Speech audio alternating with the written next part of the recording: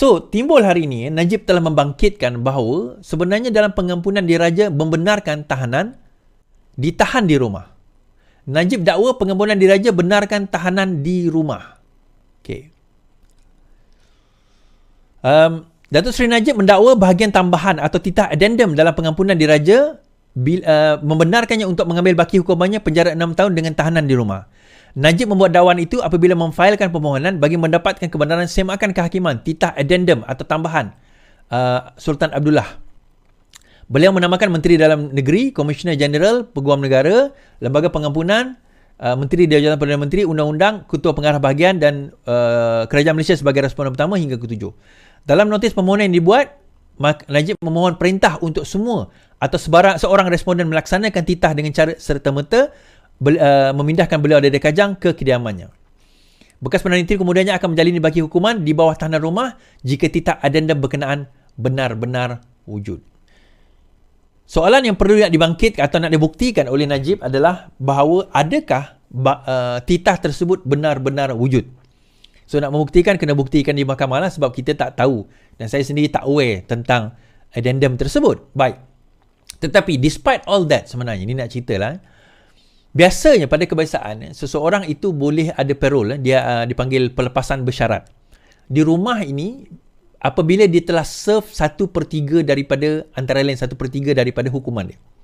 So hari itu kalau 12 tahun, 1/3 itu 4 tahun. Tapi disebabkan dah diturunkan kepada 6 tahun, maka 1/3 itu adalah 2 tahun. Jadi sebenarnya kalau tak melalui addendum itu pun, Najib sudah boleh request untuk parole atau tahanan di rumah dah. Berkenaan dengan kes SRC ini. Cuma apa syarat tahanan di rumah? Tahanan di rumah ni antara syaratnya lah. Antara syaratnya dia mungkin dia kena tunjuk lah dia nak bekerja atau ada sesuatu dilakukan. Tetapi dia tak boleh keluar daripada kawasan. Dia ada area yang dia boleh pergi. Dia boleh keluar rumah, dia boleh pergi kedai dan sebagainya. Tetapi dia ada area. Dia macam tahanan dalam daerah lah. Yang dia tak boleh nak keluar daripada tempoh tersebut. But then again, itu terpulang. Ada yang tanya, so maksudnya Najib lepas ni Is?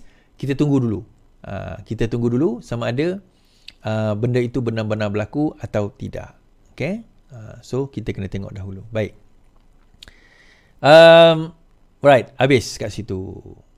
Balik pada cerita Mahathir, tuan-tuan. Okay. Pada tahun 2018-2019, pada waktu itu, kita ada konflik. Kita dah lama konflik dengan pasal isu batu putih ni. Saya dengar cerita batu putih ni, tuan-tuan, sejak saya di sekolah menengah lagi kot. Sekolah rendah lagi saya dah dengar cerita konflik tentang batu putih ni. Sejak zaman Mahathir jadi Perdana Menteri dulu. So, apa yang berlaku? Sewaktu zaman Pakatan Harapan, sewaktu dia jadi Perdana Menteri, dia telah mengarahkan Apandi Ali, pada waktu itu Peguam Negara, untuk pergi garden leave. Garden leave ni cuti secara paksa selama 4 hari. Dan pada waktu itulah dia telah mengambil keputusan secara seorang diri untuk tidak meneruskan rayuan apabila batu putih kalah di Mahkamah Antarabangsa. So, Apandi Ali menjawab dan mendedah dan mengantuikan Mahathir. Apandi sahkan tidak dirujuk batal rayuan isu batu putih. Bekas Peguam Negara Tan Sri Apandi Ali berkata beliau tidak dirujuk oleh Mahathir ketika hendak kerajaan menarik balik permohonan membatalkan keputusan Mahkamah Keadilan Antarabangsa menganugerahkan batu putih kepada Singapura 6 tahun lalu.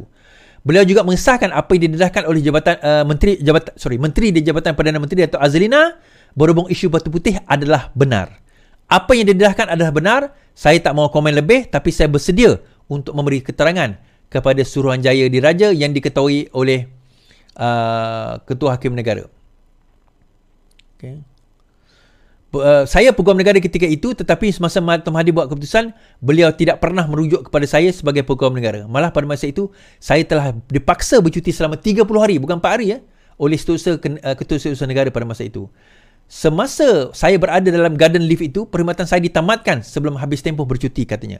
Muhammad Effendi dilantik sebagai Peguam Negara pada 2015, kemudian diambil alih oleh Tan Sri Abdul Ghani Patail yang ditamatkan khidmat kuasa pada 27 Julai tahun sama sebab kesihatan. Kemudian Muhammad Effendi ditamatkan kerajaan pada Jun 2018. Kemudian beliau digantikan oleh Tommy Thomas. Dan kes tentang dia dipecat itu, Muhammad Apandi Ali tuduh Tun Mahathir punca dia dipecat. Okay. Alright. Bekas Pegawai Negara Tan Sri Muhammad Ahmadi mendakwa. Hilang pula. Mendakwa bahawa bekas Perdana Menteri Mahathir Mohamad membentuk pandangan negatif dan jahat terhadapnya sehingga mendorong kepada penempatan kontrak perkhidmatannya sebagai pegawai negara pada 2018. Didorong dengan tekad itu, katanya khidmatnya ditamatkan secara tidak mengikut perlembagaan yang tidak sah. Plaintiff, sebab disaman Muhammad Effendi pergi saman Mahathir, menegaskan akan mengemukakan bukti bahawa defendant pertama Dr. Mahathir membentuk pandangan negatif dan berbisa terhadap plaintiff sehingga membawa kepada pemecatannya. Bekas pegawai negara itu berkata beliau akan mengumpulkan bukti bahawa peranan Yang Bertuan Agong tidak diambil kira atau diketepikan oleh Mahathir terhadap pemecatan beliau. Jadi, RCI sekarang ditubuhkan tentang perkara ini. Mahathir tersepit, tuan-tuan. Dia macam ni. Dalam pada dia nak mengelakkan diri, dia rasa bahawa dia bersih, cekap dan amanah sebagainya. Dia mungkin kita tak nak sabitkan dalam isu rasuah tu agak payah sebab saya kata kelicikan dia. Tetapi belum tentu dia akan lepas dalam isu RCI ni. Saya pernah kata, tuan-tuan, benda ini kalau betul sabit kesalahan, ini satu treason, penderhakaan. Ini satu penderhakaan tau. Dia bukan calang-calang punya hukuman, dia bukan macam jenayah biasa tu. Ni saya kena cepat bateri nak habis ni, tuan-tuan. Najib tak arah pengambil alihan Tanjung Energi Saksi. Mahkamah Tinggi hari ini diberitahu bahawa 1MDB cadangan 1MDB bagi pemerolehan Tanjung Energi pada harga bidaan 10.6 bilion adalah keputusan pengurusan tertinggi 1MDB setelah konsultasi dengan Goldman Sachs. Bagaimanapun, keputusan terakhir perkara itu dibuat oleh lembaga pengarah setelah mendengar taklimat pihak pengurusan. Bekas Peguam Am 1MDB Jasmine Lu Aiswan berkata, Datuk Seri Najib ketika itu merupakan pengurusi, tidak memberi sebarang arahan mengenai cadangan tersebut maupun keputusan air. Saksi ke-50 pendakwa itu berkata demikian ketika disoal balas oleh Tan Sri Muhammad Syafiq Abdullah pada perbicaraan kes rasuah yang melibatkan 2.3 bilion dana 1MDB. Syafiq bertanya, adakah Najib kata itu adalah keputusan beliau? Tidak, saya tidak fikir begitu, kata Lu. Beliau tidak memberi arahan untuk membuat keputusan versinya, betul? Lu kata, ya benar. Lu juga berkata beliau telah menyediakan resolusi pemegang saham dan menyerahkan kepada ahli perniagaan dalam buruan, Low Tech Joe dan juga Jolo untuk mendapatkan kelulusan Najib. Pada 2019, bekas ketua 1MDB Datuk Syahrul Azral Ibrahim memberi keterangan bahawa Najib telah meluluskan cadangan itu pada Februari 2012. Syahrul juga memaklumkan mahkamah 1MDB Energy, anak syarikat 1MDB, telah mengambil alih THSB pada harga bidaan 10.6 bilion dan Najib telah menandatangani dokumen itu dalam kapasiti beliau sebagai pemegang saham khas menerusi Kementerian MOF. Beliau juga yakin bahawa Najib yang ketika itu memegang portfolio mengetahui butiran transaksi berdasarkan perbincangan dengan Jolo melalui email dan BlackBerry Messenger. So ni tiba-tiba bercanggah ni macam mana? Dia kata yang ni tak ada arahan. Najib tak arahkan. Tetapi saksi yang sebelum ini, bekas CEO 1MDB Datuk Syahrul mengatakan bahawa dia menandatangani dokumen dalam kapasiti beliau. Baik, saya jawab macam ni, tuan-tuan. Ni pendapat saya lah. Saya tak ada dekat depan mahkamah tu, jadi saya tak tahu apa yang exactly soalan yang dimukakan oleh Muhammad Syafiee. Tapi saya rasa soalan yang ditanyakan, adakah terdapat arahan daripada Najib sepengetahuan Jasmine Lu?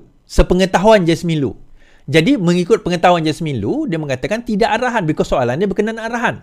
Dia bukannya bertanya soalan, adakah terdapat tanda tangan persetujuan daripada Najib berkenaan dengan isu tersebut.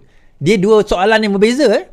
Jadi kalau orang tak pandai baca, dia kata, tengok, apa orang kata, saksi sekarang bercanggah, Najib tak terlibat pun dalam kes tersebut. Pengetahuan berdasarkan dia sebagai seorang saksi, di dalam pengetahuan dia is different dengan tanda tangan yang dia dah buat. Mungkin Jasmine Lu tak tahu pun tentang tanda tangan tersebut. Kan? Dia tak tahu pun ada dokumen dan tanda tangan tersebut, dan dia sebagai pekerja 1MDB, dia tak perlu tahu semua. Dia tak perlu tahu semua dokumen-dokumen. Itu adalah di antara CEO dan juga board.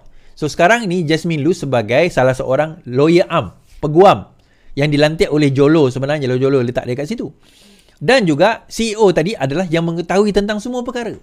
So adakah kedua perkara ini bercanggah? Tak, dia tak bercanggah sebenarnya.